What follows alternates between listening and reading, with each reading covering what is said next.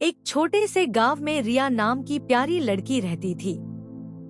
वो बहुत गरीब थी लेकिन दिल की बहुत नेक थी।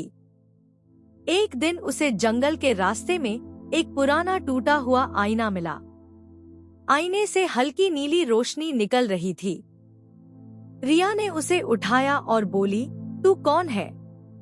अचानक आईना चमक उठा और उसमें से एक जादुई आवाज आई, मैं जादुई आईना हूँ जो भलाई करने वालों की मदद करता हूँ। रिया हैरान थी पर खुश भी।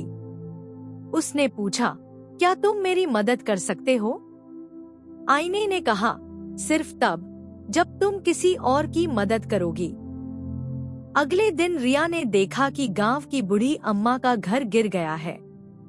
उसने बिना सोचे तुरंत अम्मा की मदद की।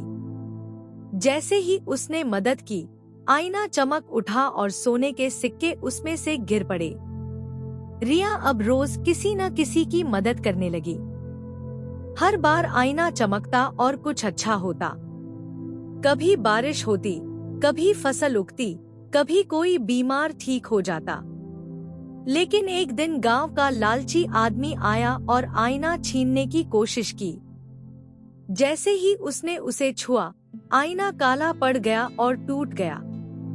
रिया उदास हुई, पर तभी आसमान से रोशनी गिरी और आईने की आवाज आई, रिया, अब तुझ में खुद जादू आ गया है। तेरे अच्छे कर्म ही असली जादू हैं। रिया मुस्कुराई और उस दिन के बाद से गांव में सबने सीखा, असली जादू चीजों में नहीं, हमारे अच्छे कामों में होता है।